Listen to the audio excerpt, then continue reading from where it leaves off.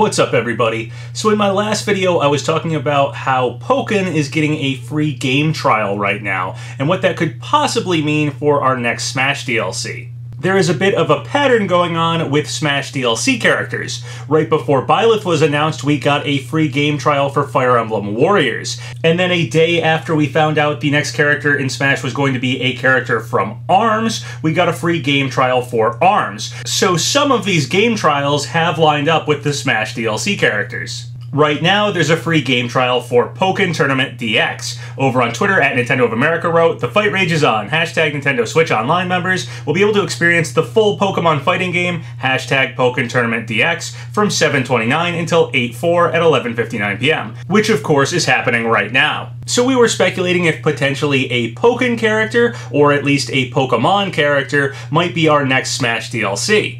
If the next fighter was announced anytime soon here, it could line up with this pattern we've had of game characters fitting the series that was getting a free game trial at the time of their announcement. Over on Twitter, at SupTheGamer wrote, "LOL, game trials don't mean anything. Captain Toad and Celeste got a game trial, but does that mean Captain Toad and Madeline is in Smash? No. Same goes to the Mario Tennis Aces tournament with Waluigi. Another Pokemon is very likely, but I don't think it's Challenger Pack 7. And that's a totally valid opinion to have, and I've seen a lot of people saying this, that they don't think these game trials mean much for Smash characters, because we've gotten plenty of game trials that have not led to Smash characters. For instance, we got a Splatoon 2 game trial, and obviously we didn't have any of the Smash DLC lining up when that free game trial was happening. So while there is in fact a bit of a pattern going on with these game trials, the fact that our last two Smash DLC characters did coincide with free game trials for their series, it doesn't mean it's one-to-one. If we get a game trial, that doesn't mean we're definitely getting a character in Smash. Speculating about the Pokken game trial really had more to do with the fact that a Pokemon rep is already very likely for this Fighter's Pass, so the time to announce one may coincide with a game trial that would have to do with that series, Pokemon, and this Pokken game trial, of course, would fit that if a Pokemon rep was going to be announced soon.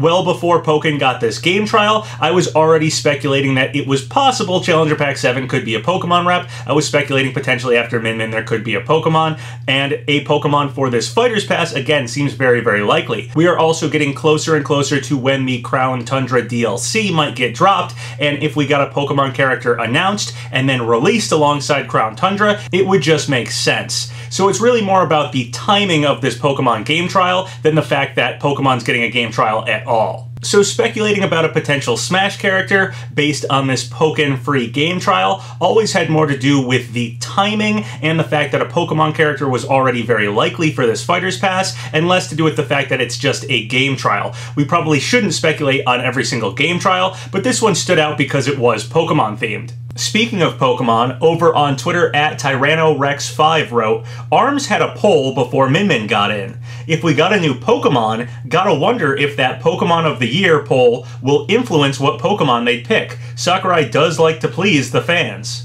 So Min Min won the Party Crash Bash for the ARMS series, which was sort of like a popularity contest, and some people wonder if that may have influenced her being our Smash rep. Of course, Sakurai stated that it was because of Mr. Yabuki, the developer of ARMS, for why he picked Min Min, but we'll talk more about that later. For right now, let's talk about this Pokemon of the Year poll. So most people believe a Pokemon rep is very likely for this second Fighter's Pass, me among those people, and there was a poll for Pokemon of the Year. So if we do end up getting a Pokemon rep in this Fighter's Pass, it's possible Sakurai or Nintendo, if they wanted to please the fans, might use this poll to choose which Pokemon character would get in. So let's take a look at it. Here are the top 5 characters in the Pokemon of the Year poll. Number 1 is Greninja, who's already in Smash, so let's take a look at number 2. It's Lucario, who's also already in Smash. So the first character on this list to not already be a playable character in Smash is Mimikyu.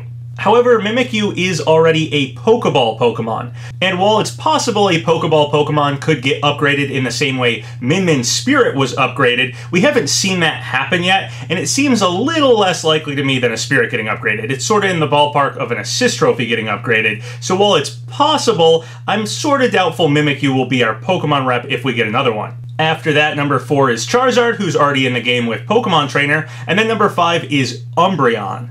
Umbreon is not a Pokeball Pokemon, however Eevee is, and I do think it would be a little strange to choose only one of the Eeveelutions as our Pokemon rep. Feels more likely that they choose Eevee and have some sort of evolution mechanic with the character if Umbreon was the Pokemon they were deciding to choose based on this poll. Okay, so if Pokemon fans have any kind of sway over which Smash rep we might get, and if this Pokemon of the Year poll was used to determine that, it looks like Mimikyu and Umbreon are the #1 choices. However, if we were to get a Pokemon rep, I really do feel like it would be a Sword and Shield Pokemon to promote those games and potentially that DLC that's coming out. So unfortunately on the Pokemon of the Year poll, a Sword and Shield Pokemon didn't even break the top 10 Pokemon. However, at number 11 we do have Dragapult. So Dragapult is the #1 most highly rated Sword and Shield Pokemon on this Pokemon of the Year poll. The only other Sword and Shield Pokemon to rate fairly highly like Dragapult is Toxtricity at number 14 in the overall ranking. Now, when talking about this Pokemon of the Year poll and how it potentially could sway which Pokemon rep we get in Smash if we get another one in this Fighter's Pass, there is something interesting going on with how you can order the characters. So you can actually filter the results of this poll. You can either look at the overall scores like we have been, or you can check it by region. I find this very interesting, as if you just looked at the Galar Pokemon, it would just be the Sword and Shield Pokemon, and like I've been saying, potentially, if this was used to gauge information on which Pokemon might be best to add into Smash, and they still wanted to promote Sword and Shield, it would make sense to have this filter so you can just look at which Pokemon actually won the Sword and Shield poll. Of course, I just want to reiterate, this is highly speculative stuff. We don't even know if we're going to get a Pokemon character at all in the Fighter's Pass, and if we do, whether or not this fan poll would have any kind of sway over which one we get. Obviously, it's all very unknown, very speculative stuff. But let's take a look. Okay, so if you just order them by the Galar region, Dragapult, of course, comes out #1, with Toxtricity in the #2 spot. Then we have #3, Corviknight, #4, Snom, 5, Alcremie, and 6 is our first starter Pokemon, Cinderace. So out of the starter Pokemon from the Galar region, Cinderace is the most popular. Personally, my favorite Pokemon from the Galar region is Toxtricity, so I am happy to see them coming in at #2 here. Okay, so that's the Pokemon of the Year poll. If Sakurai, Nintendo, or Game Freak was considering trying to please the fans with a Pokemon rep, if one happens for this Fighter's Pass, it's possible they could look at this data and pick one of these Pokemon based on that. And this leads me to a very controversial topic I've been trying to avoid talking about, but I do think it needs to be addressed. Before we get into this, I do want to say that I'm just going to be giving my opinion on this stuff, so please don't hate me for talking about this. I do think this is something that needs to be talked about, because there is some discrepancies going on here. Again, I've tried to avoid talking about it because I know it's a little controversial, I know it's going to stir up some people, but I really do think we need to address this. So here we go. In the comments of my last video, Kinenums88Bebe wrote, "Unrelated, but I just realized something nobody pointed out.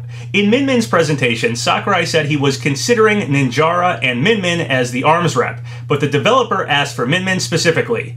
So that means Nintendo didn't pick Min Min specifically. So could Nintendo be picking the series, or developer, for the DLCs, but Sakurai picks each character from those?" This is not the first time this has been brought up to me. A month ago, SS Guy wrote me, "Do you find Nintendo picking the character's statement to be conflicting with Sakurai saying Mr. Yabuki wanted Min Min? I am not sure which one I believe more considering the whole Party Bash results. It seems like Yabuki wouldn't really have a say if we are to believe Nintendo picked the character from the winner of the ARMS poll, but it makes me believe Sakurai has a little more influence in the roster than we are giving him credit for." And my own personal opinion on this?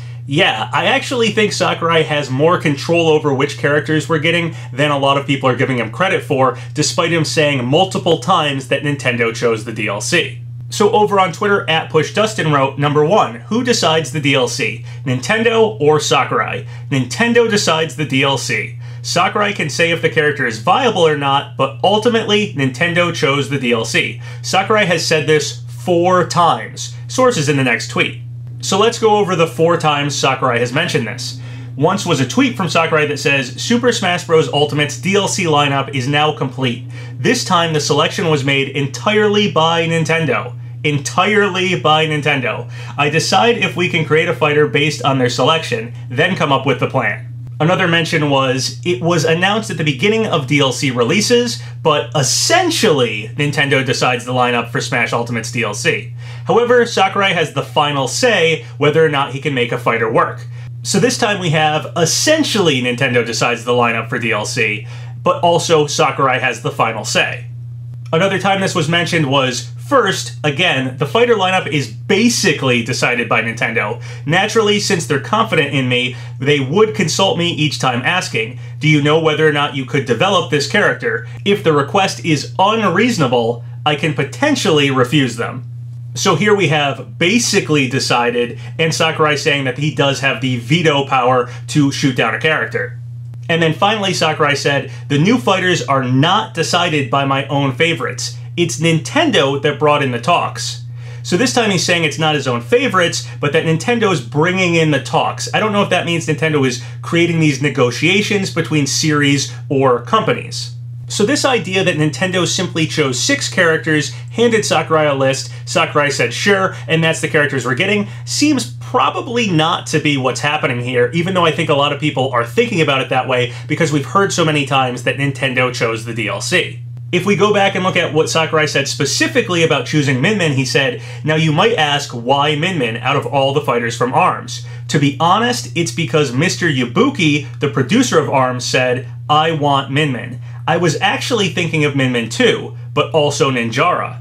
So Sakurai is saying ultimately it was because Mr. Yabuki requested Min Min. Mr. Yabuki, of course, is the developer of ARMS, so he would technically count as Nintendo choosing the character. However, Sakurai's comment about Min Min or Ninjara is interesting to me, as both those characters were the top 2 characters in the Party Crash Bash.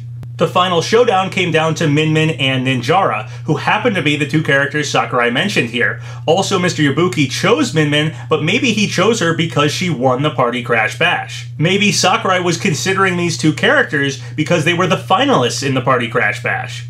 So between Nintendo, Sakurai, and the fans, I do think all 3 factors are influencing which characters we're getting in this Fighter's Pass. It's possible occasionally Nintendo may have chosen a specific character, but it seems more likely to me they're choosing like a game series or a company for Sakurai to work with. And then Sakurai is choosing ultimately which character specifically we get, but I also think it's being taken into account what fans would probably want, and some of these fan polls out there, such as the Party Crash Bash, or potentially this Pokemon of the Year poll, could actually be influencing who we ultimately get. Again, I know this subject is a bit controversial, as we've been told outright that Nintendo chose the DLC and not Sakurai, but honestly, given all the information we have, my opinion is that this is how things are probably going down.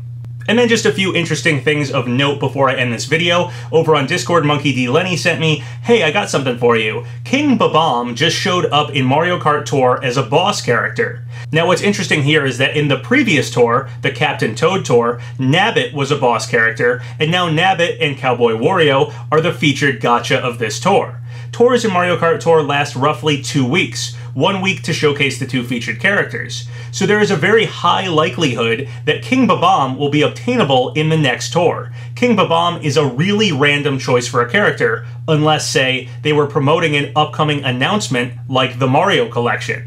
Which means we could be looking at an announcement for the collection in 2 weeks' time. King Babam is a pretty random character to add to Mario Kart Tour right now. It's been a long time. So what's really interesting about King Babam making this sudden reappearance in Mario Kart Tour is that it could line up with that rumor we've been hearing about the 3D Mario games possibly getting remasters or some sort of collection or something, and it would feature Super Mario Sunshine, Super Mario Galaxy, and Super Mario 64. And King Babam is actually relevant to Super Mario 64. It's where he first appears, and he's sort of the first boss of that game. The speculative timing for when King Babam could actually show up as a character you could get in Mario Kart Tour is just a few weeks away, and that could fit when we could potentially get these rumored Mario games actually announced to us. And then one other slightly interesting thing happening right now that could potentially have to do with Geno is over on Twitter, @TMaskGuy wrote me, strange Geno isn't in Summer Cooldown, mainly blue, Spirit event. So there is a Spirit event happening right now that prominently features characters with the primary color blue. Geno, of course, has blue as sort of his main color with his hat and cape and everything, but he doesn't appear to be part of this Spirit event. It's a little strange they omitted him. However, some people have told me that Geno only shows up in World of Light. He doesn't show up at the Spirit events. I don't really follow the Spirit events that well, so it's possible that's the reason why he's not on here. There's other spirits that aren't on here as well, like Shovel Knight, so they're not showing all the blue characters in the game, so it's not that strange he was omitted. Personally, I don't really think this means anything, but I figured I'd highlight it. Alright guys, well that's everything I wanted to talk about in this video. What do you guys think about the way the DLC is being chosen? We've been told multiple times Nintendo chose the DLC, but do you agree with me? Do you think Nintendo's really more choosing like the series or like a company like say Namco or Konami or something like that, and then Sakurai's ultimately picking the character itself? Do you think any of these fan polls or ways of gauging which characters the fans like might actually be influencing which characters we could be getting from certain series? If you guys have any thoughts or comments about any of the stuff I talked about in this video, leave them below. So once again, thank you guys for all the subscribes, all the likes. Really helps out the channel. So if you haven't subscribed yet, go ahead and do so, or like the video, or leave a comment, whatever you want. Until next time, have a good one.